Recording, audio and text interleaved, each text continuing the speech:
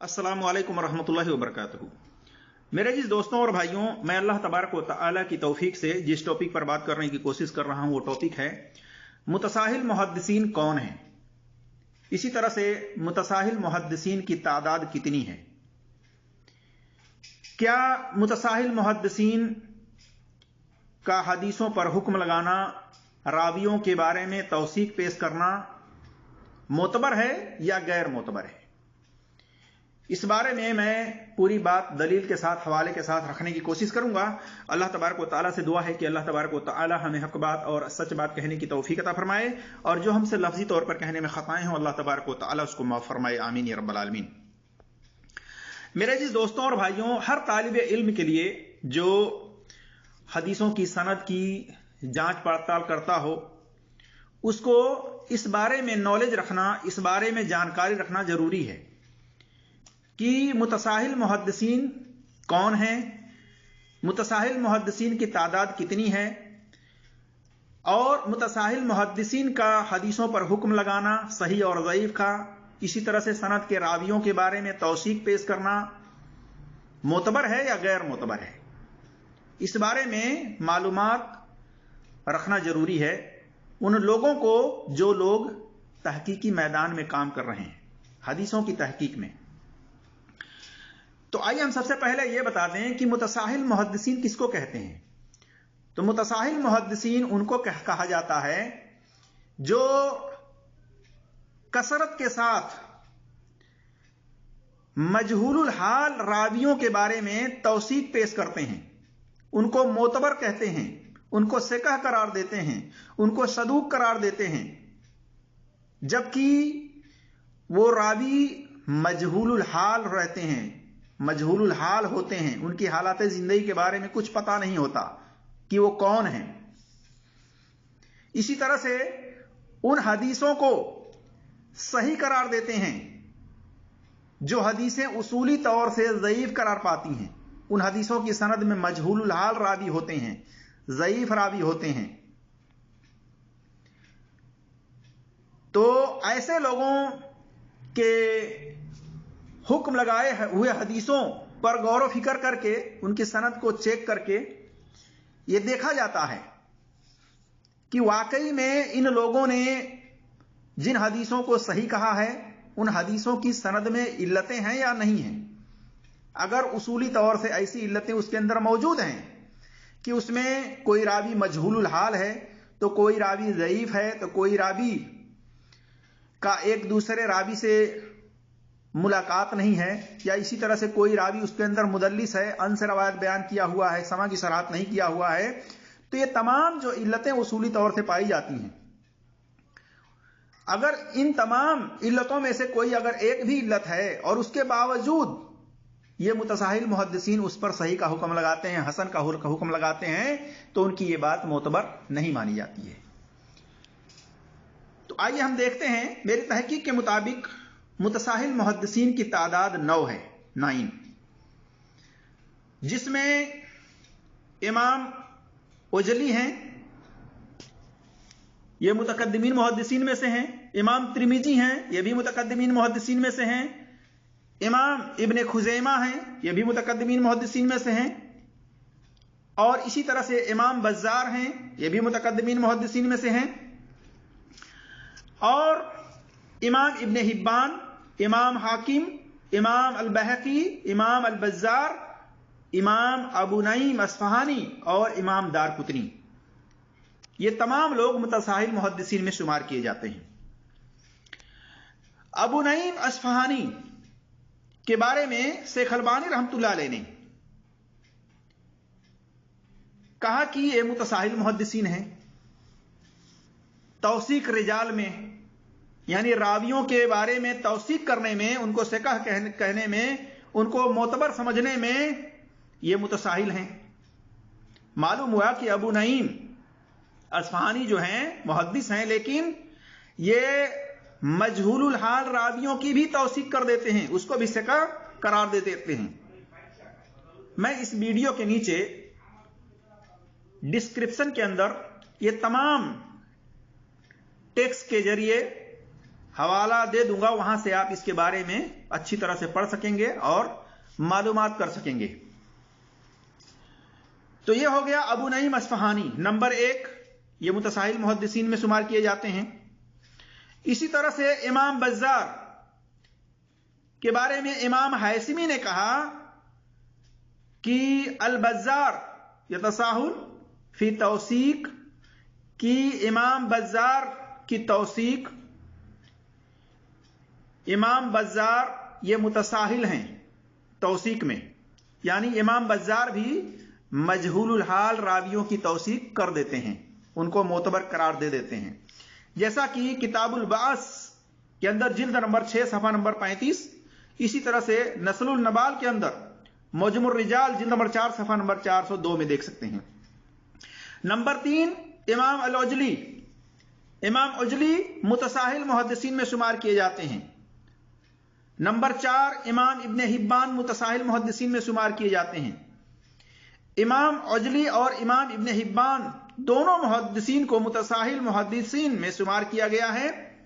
यह बात अल्लामा मौलवी की बात का खुलासा है कि इमाम उजली मुजाहिल यानी मजहूल हाल रावियों की तौसीक में, और इब्न हिब्बान कहते हैं इमाम मौलवी कि इमाम उजली तौसीक में इमाम इब्न हिब्बान के मुसाबा हैं, यानी उनके जैसा हैं कि जिस तरह से इमाम इब्न हिब्बान मजहूलुल हाल रावियों की तौसीक पेश करते हैं, उनको सिकाह करार देते हैं, उसी तरह से इमाम उजली भी मालूम हुआ कि मजहूलुल हाल रावियों की तौसीक पेश कर देते हैं, उनको भी मोतबर करार दे देते हैं, कह देते हैं। बल्कि उससे भी ज्यादा मुतसाहिल करार दिया है इमाम उजली को। कौन? अल्लामा मौलवी ने। और इसी तरह से शेख अलबानी रहमतुल्लाह अलैह और अल्लामा मुकबिल इब्न हादी अलवदाई भी मुतसाहिल मुहद्दिसीन के अंदर इनको शुमार करते थे। जैसा कि अनवारुल कासिफ के अंदर सफ़ा नंबर 68 में देख सकते हैं, और फ़िक़हुस सुन्ना के अंदर सफ़ा नंबर 231, और इरवाउल गलील के अंदर जिल्द नंबर 2 सफ़ा नंबर 254, सिलसिलतुल हदीस सहिहा में जिल्द नंबर 2 सफ़ा नंबर 219, अल मुक्तरा के अंदर सफ़ा नंबर 31 वगैरह के अंदर देख सकते हैं। इसी तरह से इमाम मुंजिरी ने इमाम इब्न हिब्बान और इमाम हाकिम दोनों को मुतसाहिल करार दिया है, जैसा कि अत-तरगीब और तरहीब में इमाम मुंजिरी की जिल्द नंबर 1 सफ़ा नंबर 38 में देख सकते हैं। नंबर 5, इमाम खुज़ैमा भी मुतसाहिल मुहद्दिसीन में शुमार किए जाते हैं। हाफिज इब्न हजर ने लिखा है, जैसा कि लिसानुल मीजान में जिल्द नंबर 1 सफ़ा नंबर 14 में देख सकते हैं, और शेख अलबानी रहमतुल्लाह अलैह भी लिखते हैं कि इमाम इब्न हिब्बान की सही करदा हदीस ला एतमद, इस पर एतमाद नहीं किया जा सकता उनकी सही करदा हदीस पर, क्योंकि वह मुतसाहिल हैं। देखिए सिलसिलतुल हदीस ज़ईफ़ा वल मौज़ूआ के अंदर जिल्द नंबर 1 सफ़ा नंबर 76 में।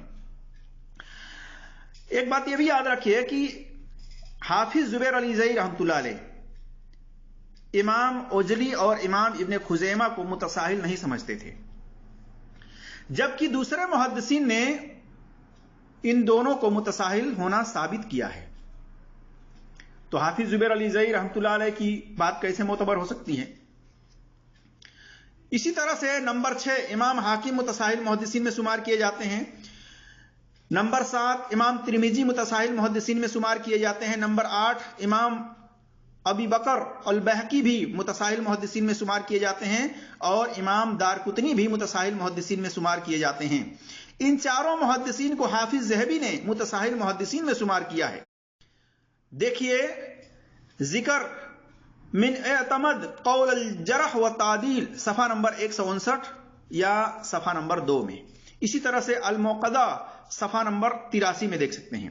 हाफिज ज़ुबैर अली ज़ई रहमतुल्लाह अलैह के उसूल भी मैं आपको बताता चलूं कि हाफिज ज़ुबैर अली ज़ई रहमतुल्लाह अलैह इस बारे में लिखने के बाद आखिर में लिखते हैं फतावा इल्मिया जिल्द नंबर 1 सफ़ा नंबर 572 पर खुलासा तहकीक कि हाकिम रहमतुल्लाह अलैह, इमाम तिरमिजी रहमतुल्लाह अलैह और इब्न हिब्बान रहमतुल्लाह अलैह तौसीक व तसहीह में मुतसाहिल थे। लिहाजा यानी कहते हैं हाफिज ज़ुबैर अली ज़ई रहमतुल्लाह अलैह کہ امام حاکم اور امام ترمذی اور امام ابن حبان یہ تینوں توثیق میں، یعنی کسی راوی جو راوی مجہول الحال ہوتا ہے، جس کی حالات زندگی کے بارے میں کچھ پتا نہیں کہ کون ہے، اس کی توثیق میں، اس کو ثقہ معتبر کہنے میں، اور اسی طرح سے حدیثوں پر صحیح کا حکم لگانے میں متساہل تھے، یعنی سستی برتتے تھے۔ اکثر و بیشتر یہ لوگ مجہول الحال راویوں کی توثیق کر دیتے تھے، ان کو معتبر قرار دیتے تھے، اسی طرح سے ضعیف حدیثوں پر بھی صحیح کا حکم لگا دیتے تھے۔ لہذا کہتے ہیں، لہذا جس روایت کی تصحیح یا راوی کی توثیق میں ان کا تفرد ہو، یعنی اکیلے کا ان کا حکم ہو، تو یہ مقبول نہیں ہے۔ لیکن جس راوی کی توثیق پر دو سے زیادہ، یعنی دو یا اس سے زیادہ جمع ہوں اور مقابلے میں جمہور کی صریح جرح نہ ہو، تو ایسا راوی صدوق حسن الحدیث ہوتا ہے۔ اب بتائیے، یہ اصول عقل میں آنے والی بھی بات نہیں ہے۔ حافظ زبیر علی جی رحمۃ اللہ علیہ کا یہ اصول عقل میں آنے والی بات نہیں ہے کہ دو متساہل محدثین یا اس سے زیادہ اگر کسی راوی کی توثیق پیش کریں، کسی حدیث پر صحیح کا حکم لگائیں، تو وہ بات ان کی مقبول کہلائے گی۔ کب؟ کہ جب ان کے مقابلے میں اکثر محدثین کی اس راوی پر، اس حدیث پر ضعیف کا حکم یا اسی طرح سے اس سند کے اندر کسی راویوں کے اوپر جرح نہ ہو تو مقبول ہوگی، ورنہ نہیں ہوگی۔ اب بتائیے کہ ایک متساہل محدثین جو غلطی کر رہا ہے، وہی غلطی دوسرے، تیسرے، چوتھے متساہل محدثین کر رہے ہیں، تو ایک سے زیادہ اگر متساہل محدثین کسی راوی کو ثقہ کہیں یا اسی طرح سے کسی حدیث پر صحیح یا حسن کا حکم لگائیں، تو کیسے معتبر ہو سکتا ہے؟ جبکہ غلطی کرنے میں یہ تینوں چاروں برابر ہیں۔ ایک طرف تو حافظ زبیر علی ظہیر رحمۃ اللہ علیہ کی یہ اصول ہے کہ ضعیف پلس ضعیف پلس ضعیف پلس ضعیف برابر حسن لغیر ہی نہیں ہوتا، بلکہ ضعیف ہی ہوتا ہے۔ اس کو تو نہیں مانتے حسن لغیر ہی، اس کو حجت نہیں مانتے بلکہ اس کو ضعیف مانتے ہیں۔ اور دوسری طرف متساہل پلس متساہل پلس متساہل برابر کہتے ہیں کہ مقبول ہے، اعتبار کے لائق ہے، جبکہ یہ بات بھی ان کی غلط ہے، ان کا یہ اصول صحیح نہیں ہے۔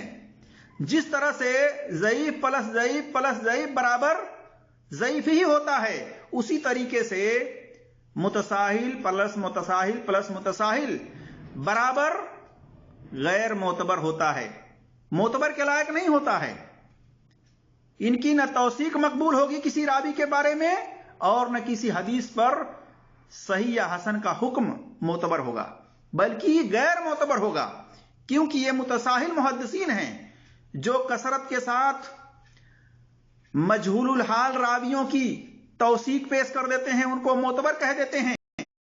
اسی طرح سے ضعیف حدیثوں کے اوپر بھی یہ متساہل محدثین حسن یا صحیح کا کثرت کے ساتھ حکم لگا دیتے ہیں، جبکہ ان حدیثوں کی سند کے اندر علتیں موجود ہوتی ہیں، خامیاں موجود ہوتی ہیں، جس کی بنا پر وہ حدیثیں ضعیف قرار پاتی ہیں۔ اس لیے متساہل محدثین پر اعتماد نہیں کیا جا سکتا، نہ حدیثوں کے حکم لگانے پر اعتماد کیا جا سکتا ہے، نہ کسی راوی کے توثیق پر اعتماد کیا جا سکتا ہے۔ جس طریقے سے یہ راویوں کی توثیق میں متساہل ہیں، اسی طریقے سے حدیثوں کے اوپر حکم لگانے میں بھی متساہل قرار پاتے ہیں۔ تو میرے عزیز دوستوں اور بھائیوں، ضروری ہے کہ جو متساہل محدثین ایک ہوں یا ایک سے زیادہ ہوں، اگر کسی حدیثوں کے اوپر انہوں نے حکم لگایا ہے صحیح کا حسن کا، تو ضروری ہے کہ اس کی سند کو چیک کیا جائے۔ ہو سکتا ہے اس کی سند کے اندر مجہول الحال راوی ہوں جن کے حالات زندگی کے بارے میں کچھ پتا نہ ہو سکتا ہے اس کے اندر کوئی مدلس راوی ہو جو سما کی صراحت نہ کیا ہو سکتا ہے کہ کوئی راوی کسی راوی سے ملاقات نہ کیا ہو، منقطع ہو سکتا ہے۔ تو ضروری ہے کہ متساہل محدثین کے اوپر آنکھ بند کر کے اعتماد نہ کریں، بلکہ اس کی سند کے اندر کی علتوں کو جانچیں پرکھیں دیکھیں. اسی طرح سے اگر کسی راوی کی توثیق متساہل محدثین میں سے کسی نے پیش کیا ہے، ایک سے زیادہ متقدمین محدثین میں متساہل، یا اسی طرح سے متاخرین محدثین میں سے کچھ متساہل یا ایک سے زیادہ متساہل محدثین کسی راوی کی توثیق پیش کریں تو اس پر اعتماد نہ کریں، بلکہ متقدمین محدثین جو معتبر ہیں، متساہل نہیں ہیں، ان کے قول کو دیکھیں انہوں نے اس کے بارے میں کیا کہا ہے. اگر انہوں نے خاموشی ظاہر کی ہے تو یہ جان لیں کہ وہ راوی مجہول الحال ہے، اس کے حالات زندگی کے بارے میں کچھ پتہ نہیں، اس کی روایت غیر معتبر قرار پائے گی. اللہ تبارک و تعالیٰ سے دعا ہے کہ اللہ تبارک و تعالیٰ ہم تمام مسلمانوں کو قرآن اور صحیح حدیث پر عمل کرنے کی توفیق عطا فرمائے اور ہر ایک کی بات کی تحقیق کرنے کی توفیق عطا فرمائے اصولی طور سے. آمین یا رب العالمین. السلام علیکم ورحمۃ اللہ وبرکاتہ.